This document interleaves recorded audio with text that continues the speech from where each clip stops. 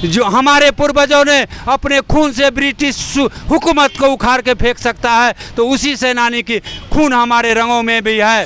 हम जब लाठी उठा लेंगे, हम जब अस्त्र उठा लेंगे, तो ये सरकार को हमारी बात माननी होगी। जिसने एक कानून बनाया वो पेंशन लागू किया स्वतंत्रता सेनानियों के लिए।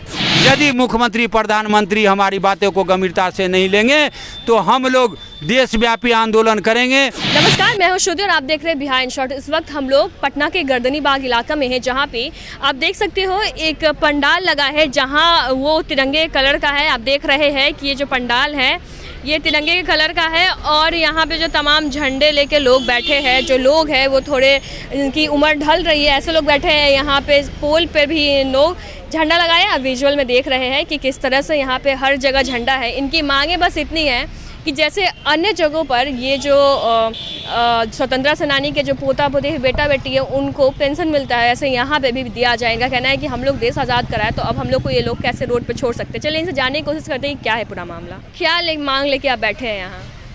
हम लोग मांग लेकर के बैठे हैं कि स्वतंत्रता सेनानी के उत्तराधिकारियों को उत्तराखंड सरकार ने पेंशन, बिजली, स्वास्थ्य, शिक्षा सब उचित लाभ दे रहे हैं। और जो सेनानी ने आज़ादी की लड़ाई में अपने आप को सर्वस्व निछावर कर दिया, पूरे परिवार उनका जो है ध्वस्त हो गया, सारे परिवार का जो है प्रभावित हो गया, बच्चे सब अनाथ हो गया।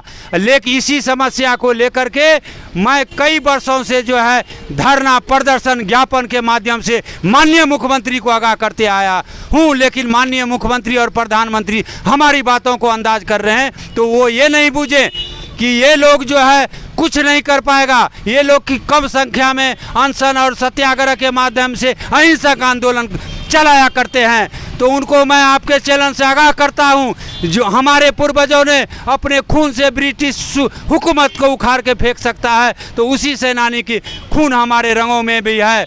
तो उन्होंने मैं आगाह कर दिया हूं। मजिस्ट्रेट साहब आए हैं, हम लोगों की मांग को लेकर के वो आश्वासन दिए हैं कि हम 4 बजे तक मुख्यमंत्री को अपने स्तर से अवगत करा करके आपको जानकारी देता हूं। यदि वो हमारी जानकारी में यदि मुख्यमंत्री का निर्णय नहीं आता है कि उत्तराखंड के भांति देश के सभी प्रदेशों में स्वतंत्रता सेनानी उत्तराधिकारियों को सभी सुविधा देगी, तो हम लोग बाध्य होकर के जो है 2 अक्टूबर से पहले 1942 के तर्ज पर आंदोलन करेंगे। 1942 के तर्ज पर जो आंदोलन हुआ उसका शंखनाद जो है पूरे देश के अंग्रेज के ब्रिटिश हुकूमत को उखाड़ को फेंक दिया, उन्हीं के खून हमारे रंगों में है।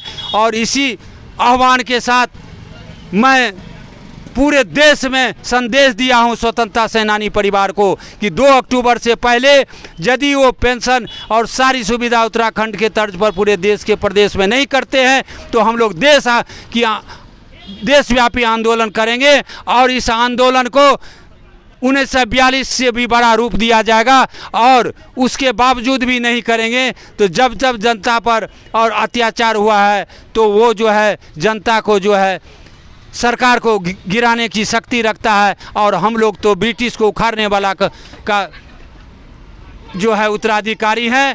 तो हम लोग जो है निर्णय ले लिए हैं कि 15 अगस्त के पहले, 2 अक्टूबर के पहले, यानी 15 अगस्त का मैं टाइम निर्धारित किया हूं। यदि मुख्यमंत्री प्रधानमंत्री हमारी बातों को गंभीरता से नहीं लेंगे तो हम लोग देशव्यापी आंदोलन करेंगे। इसी शब्दों के साथ जय हिंद, जय भारत, वंदे वंदे, जय हिंद, जय भारत। क्या लगता है कि ये जो मजिस्ट्रेट साहब आश्वासन देके गए हैं, इनका कुछ होना है इस आश्वासन का? जिसकी लाठी उसकी भैंस, अभी का जो है युग, जिसकी लाठी उसकी भैंस। हम लोग लाठी नहीं उठा रहे हैं, इसीलिए हमारी आज़ादी को ये लोग देखना नहीं चाह रहे हैं। हम जब लाठी उठा लेंगे, हम जब अस्त्र उठा लेंगे, तो ये सरकार को हमारी बात माननी होगी। हम अभी तक गांधीवादी नीति से सरकार को कहते हैं, चेतावनी दे रहे हैं, लेकिन जब हमें सुभाष चंद्र बोस, खुदीराम बोस, भगत सिंह के जैसा आज़ादी चाहेंगे तो हमारी आज़ादी मिलेगी। अभी हमारे अध्यक्ष महोदय ने जो घोषणा किया है, उसके आलोक में हम लोग तत्परता से, जोश खरोशी से, हम तो कहते हैं कि कल से हम लोग शुरू कर दें, वो रेल तार उखाड़ना हम लोग शुरू कर देंगे, रोड सड़क बाधित कर देंगे सरकार की। तो हमारी बात क्यों नहीं माने? हमारी बात जायज़ है, हमारी बातें सब सरासर अक्षर सब जायज़ है। जय हिंद, जय भारत। अगर सरकार आपकी बात नहीं मानती है तो क्या आगे का क्या वो है? सरकार बात क्यों नहीं मानेगी? एक दिन में समूचा देश में तहलका मचा दिया, सरकार को बाध्य कर दिया, तो हम लोग का अधिकार नहीं है? जबकि देश आजाद कराया हुआ स्वतंत्रता सेनानियों का काम है। और आजकल छात्र थोड़ा जो है से देखिए, हाल फिलहाल की घटना है कि छात्र ने पूरे हिंदुस्तान में क्या कर दिया, कितना ट्रेनों को जला दिया, सरकार क्या किया? आज जितना पावर जनता में है, स्वतंत्रता सेनानियों में है, उतना सरकार में नहीं है। सरकार हम लोग का बदौलत है, हम लोग से सरकार चलती है। आज हम लोग नम्रता पूर्वक अनशन कर रहे हैं, धरना कर रहे हैं, प्रदर्शन कर रहे हैं, जो भी मांग रहे हैं, शांतिपूर्वक एक काम कर रहे हैं हम लोग, लेकिन सरकार सुनने को कोई राजी नहीं है।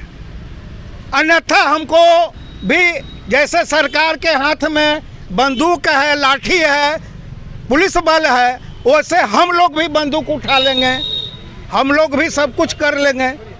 तो उस दिन सरकार को समझ में आ जाएगी। हम लोग को सरकार को गद्दी पर से हटाना पड़ेगा। ऐसा सरकार का नहीं चाहिए हमको। समझने वाला एक इंदिरा गांधी थी जिसने एक कानून बनाया, वो पेंशन लागू किया स्वतंत्रता सेनानियों के लिए, बाकी वैसा कोई नेता नहीं किया है। आप देख रहे होंगे, समझ रहे होंगे। अब हम आप लोग से निवेदन करना चाहते हैं, मीडिया कर्मी से, कि हम लोग को काम को आगे बढ़ाइए, और आप ही लोग चाहिएगा तो उठाइएगा, और आप ही लोग चाहिएगा तो गिराइएगा। ये हमारा मांग कोई सुन नहीं रहा है, मेरा निवेदन कोई सुन नहीं रहा। तो आपने देखा कि कैसे यहाँ जो बैठे लोग हैं गर्दनीबाग में, इनका कहना है कि इनके हक की जो लड़ाई है ये लड़के रहेंगे, चाहे उसके लिए पहले ब्रिटिश सरकार को हटाना पड़ा था तो ब्रिटिश सरकार को भी हटाए थे, और अभी सरकार को हटाना पड़ेगा, सरकार को हटाएंगे। उनका कहना है कि वो सड़क पर भी उतरेंगे अगर ऐसा ही चलता रहा तो।